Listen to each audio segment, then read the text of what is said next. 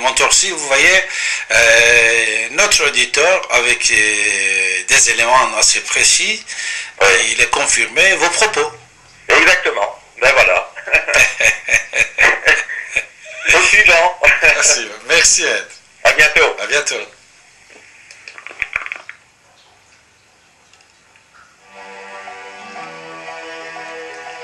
Voilà, vous écoutez votre radio ici maintenant sur 95.2 FM, mes chers amis. C'était Stéphane avec nous, bien sûr, et notre invité, Maître Montorsi. Vous avez la parole, comme d'habitude, hein, comme déjà vous savez depuis 27 ans, plus de 27 ans, grâce à mon ami Didier Deplèche qui a fondé cette radio. Vous avez la parole, vous pouvez vous exprimer, vous pouvez nous donner des informations que vous avez, en partage des informations, des données, et bien sûr. Alors, sur 95.2 FM, bien sûr, mais si vous avez l'Internet, n'oubliez pas que dans le monde entier, vous êtes tellement nombreux de pouvoir nous regarder, nous écouter grâce à l'Internet, ici maintenant pour un info. Ici maintenant pour un info, vous avez l'image aussi. Alors, je vais vous souhaiter encore une fois bonne fête de fin d'année. Je suis sûr que vous avez passé des bons moments. Noël, vous savez, Noël, c'était fêté partout dans le monde entier.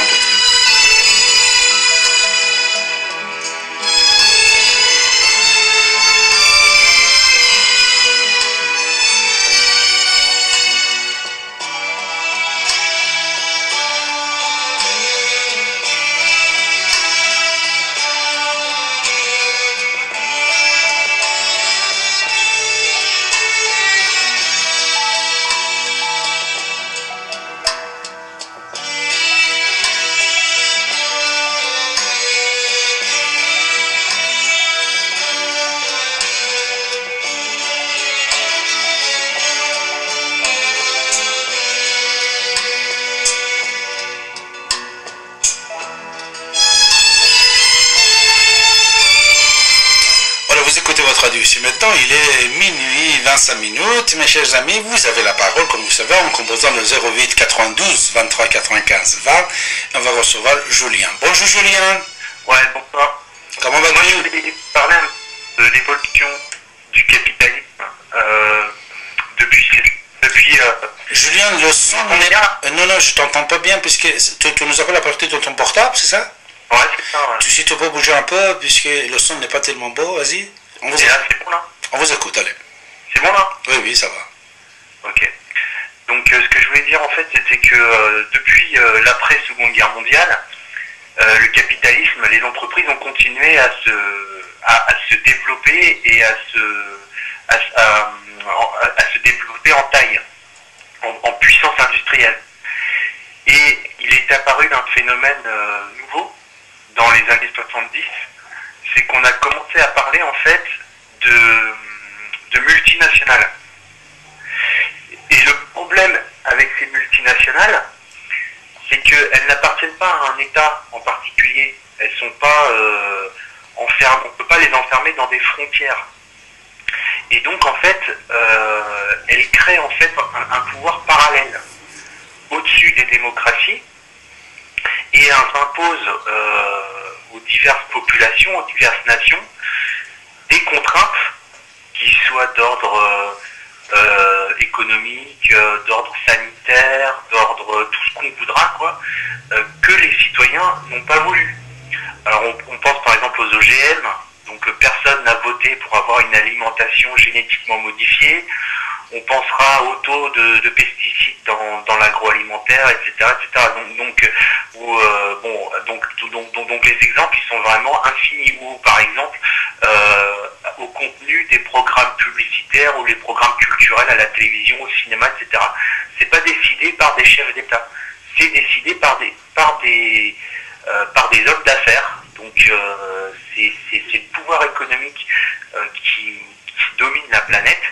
Et nos dirigeants, donc chez nous, c'est Sarkozy ainsi que nos journalistes, en fait, le pouvoir médiatico-politique, en fait, ce n'est que l'employé, ce n'est que le subalterne de ces grandes firmes multinationales.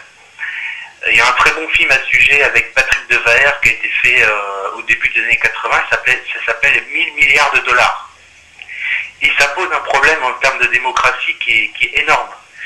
Et donc, ce qui se passe, c'est qu'aujourd'hui, depuis les années 70, la règle, c'est que pour faire le profit financier maximum, il faut une standardisation de la production. C'est-à-dire qu'il faut produire un seul bien et que ce même bien soit vendu et consommé par l'ensemble de la planète. Et donc, il faut d'une certaine façon, il faut qu'on balaye les États. Il faut qu'on balaye les cultures, il faut qu'on balaye les identités, il faut qu'on balaye les traditions. Et donc, il faut détruire. Il faut détruire la France, il faut détruire l'Angleterre, il faut détruire l'Amérique. Il faut tout détruire pour créer quoi? Une espèce de monde universel de consommation, où les gens ne s'identifieraient que à travers la consommation, en portant des marques de vêtements Nike, en portant donc des casquettes, en consommant donc simplement des produits de marque. Et il faut priver les gens de leur culture. Il faut les empêcher de construire.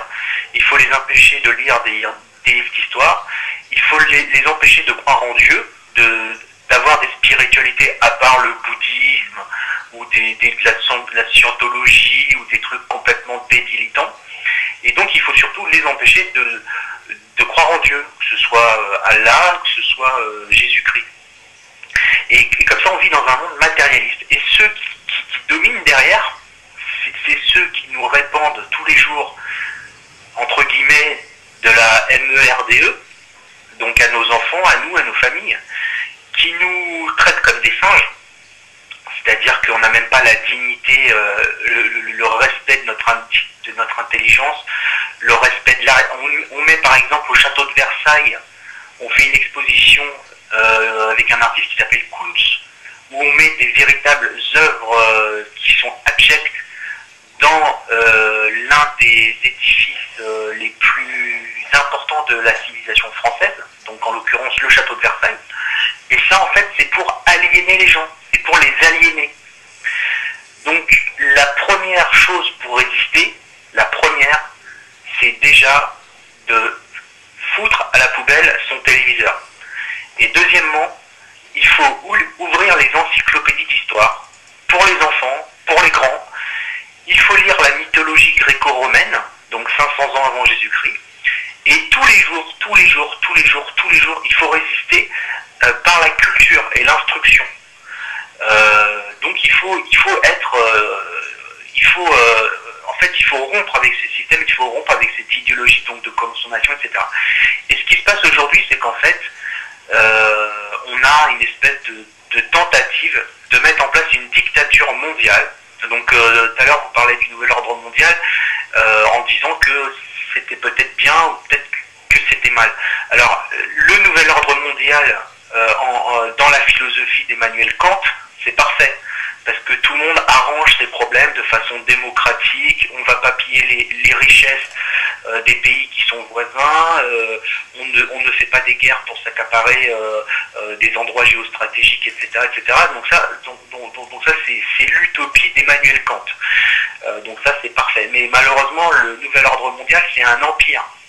C'est un empire financier qui s'étend sur toute la planète et qui est entre les mains d'une petite élite qu'on peut compter, qui sont...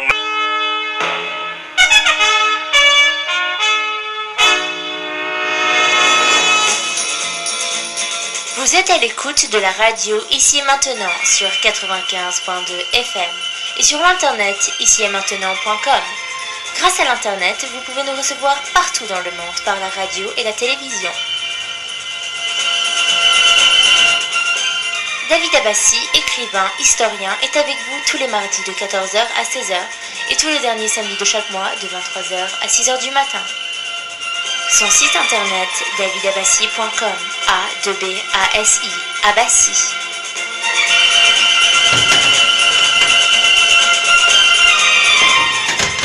Vous avez la parole pour vous exprimer et poser vos questions en composant le 08 92 23 95 20.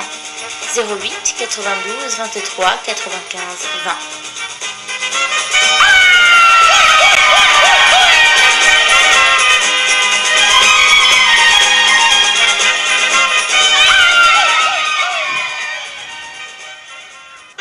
ici et maintenant, 24 heures sur 24, sur internet, ici et maintenant.com.